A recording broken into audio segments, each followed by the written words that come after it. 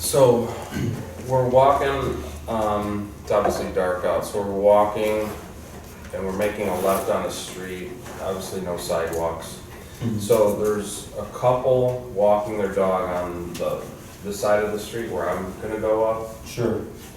So, I kind of veered to the right, and when he noticed the other dog, we pulled over on some grass, and it's kind of an incline, a slight incline. Sure. And the mechanics felt good, like the reaction that I did, everything kind of like, I turned around like this, and then he was sitting right here, so the couple is now walking through the doorway area. Okay. And then their dog kind of is inching to him, from maybe where the rack is here. Sure. And, they're just talking, and, they had the leash, but it was extended. It wasn't an extended leash, but it was like... It was slack. 8-foot leash, whatever, 6 foot. So, their leash was tight. So the dog kind of was growling. It wasn't a ferocious bark at him. And, I started tapping, and then, because he got, where he was motioning, he was like... He was motioning? Yeah, he was like, well, I had him right here, but I felt him pulling. Sure. So I got, I did tap, tap, raise, tap, and then I hit like 73, and, he was, at that point, barking, and, didn't really... He wasn't like looking up at me, I'm done now. Sure. I wasn't there yet. Sure. But the mechanics, the way it happened, like I didn't really think about it. Sure. So it was like that felt good. So it wasn't a spazoid thing that he did, but it wasn't, what ultimately I was hoping Trying to for. achieve. Yeah. Correct. So then the following night, Sunday night, we're walking. It's the same area, same path I took, and then at the same spot, that same couple with the same dog. Oh, really? So it was really bizarre. I was like, wow, is this... Deja vu. So it was everything verbatim. The moon was still full. It was like an eerie thing. Sure. So I did the same thing. So they kind of, they probably knew. There was no verbal exchange the other night or this night. Sure. So we go, and then I'm pulling over literally in the same area, like the same patch of grass. And they walk by, and their dog was a little less, I wouldn't say that it was a reactive dog, because, he was just kind of interested in Ziggy. Sure. And there wasn't barking, but he was like, a little bit of growling, I remember. Sure. So I did the same position, and we were sitting, and I think Ziggy was waiting, but for whatever reason, the dog, as it was getting closer to us, for whatever reason, because I used to do this in the past, like even in the house, but I hit the warning buzzer. Oh, the vibrator. Pager. Sure. So there was nothing. Like he didn't bark.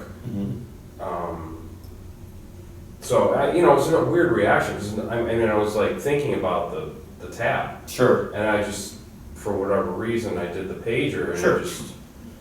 So it was kind of weird. I don't know. So I guess the question is, why did the tap provoke the aggression as opposed to the vibrate, right? And actually, the client I just came from right now, we just had this very same thing happen.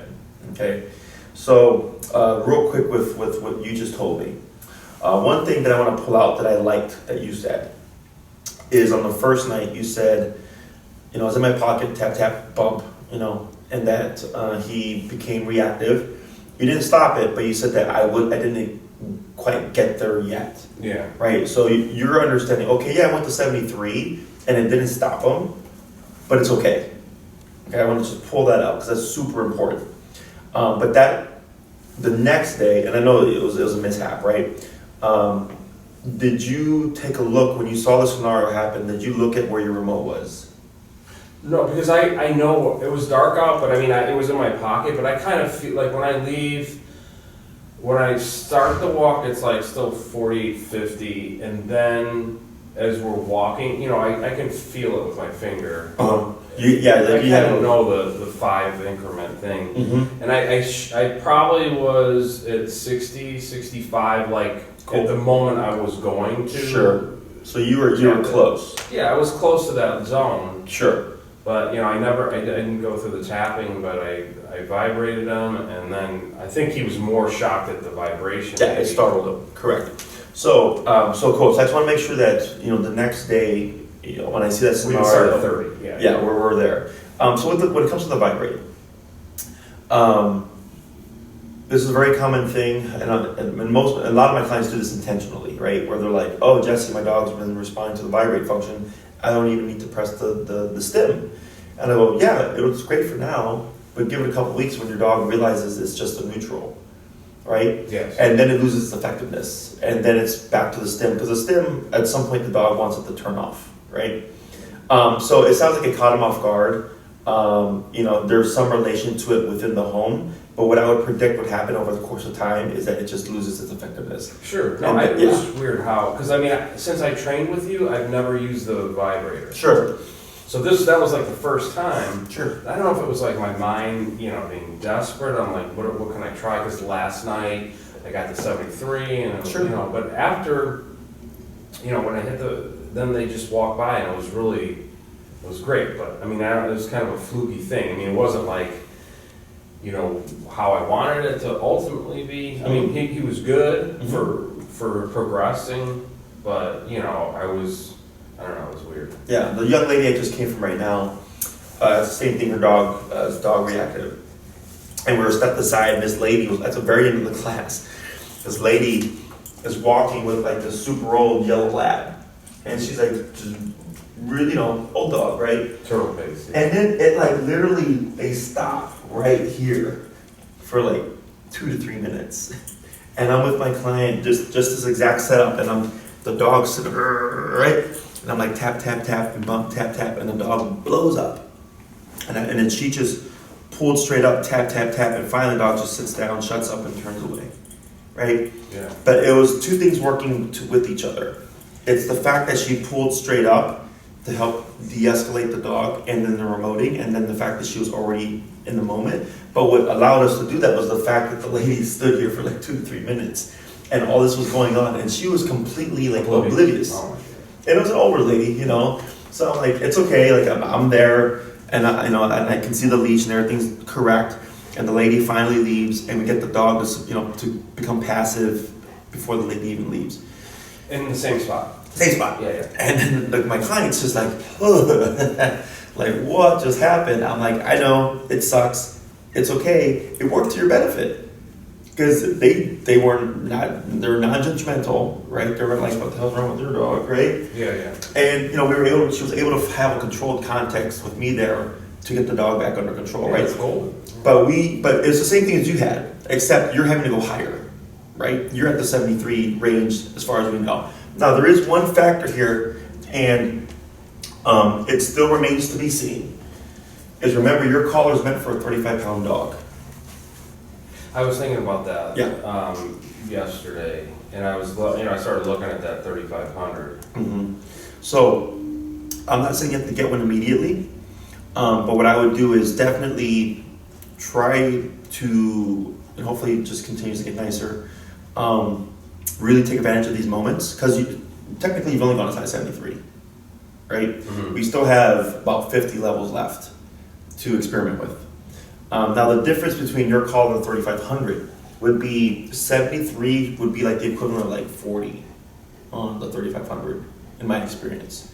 I know if you call Doctra and if you like talk to trainers and stuff, they'll tell you like, oh, it's just a range and this and that. Like I've been doing dog behavior for a long time, and there's a clear difference between the equipment and the power. Yeah, so that's what I was thinking about that too, because I got these numbers in my head now. I'm getting comfortable. Yeah, it's super easy to unlearn it. Okay. Like the more you use it, like once you switch it over, like you'll start to like, oh, okay, like this is my new range now. So all it means is your numbers are lower. You would get there faster technically, right? Because you're getting more output. So just something to keep in mind. You still have 50 levels, like I said. So I don't want you to rush out and go buy one. Because I think he's been doing really well with that model so far. It's really just that reactivity stuff. And I tell this to everybody because it's not, when he's in a controlled, calm, passive state, easy to communicate with him, right? But when he becomes aggressive and that adrenaline is pumping and he's pissed off and this is going on at the same time, that's where things get dicey. Yeah. You know, if we didn't have that reactivity stuff, I would be like, yeah, you're fine. Like he's responding well to it. My only concern would be if like a firework went off and he was running for his life from the firework, that maybe that wouldn't have enough output to override the fear of the firework. Other than that, like when it comes to general obedience, like it'd be perfectly fine.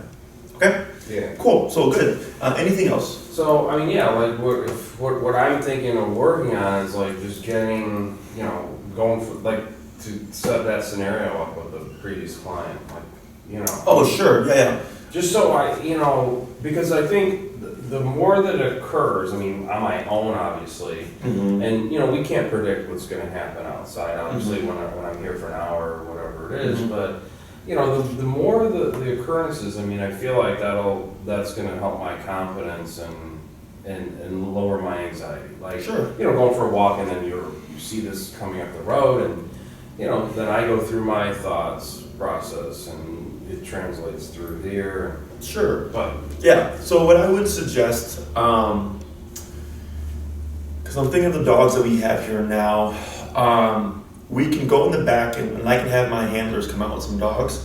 I don't feel like he's gonna do anything other than become a little bit like interested or curious. I believe within the month we're gonna get a dog coming in for a tune-up for a board and train, who's a very highly reactive dog. Which when he's here, we can easily bring him out and like use him to work with Ziggy.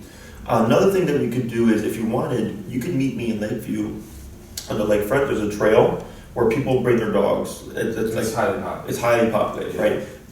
You would want to dress warmer because it's right off the lakefront, so it is a bit chillier over there. The other thing is come nice weather, I'll be starting those pack walks and you'd be more than welcome to join us on Saturday mornings. Because we've walked around this neighborhood and like it's relatively quiet other than dogs behind fences. Yeah. But I know in this neighborhood itself, some of the dogs have actually gotten out the fences.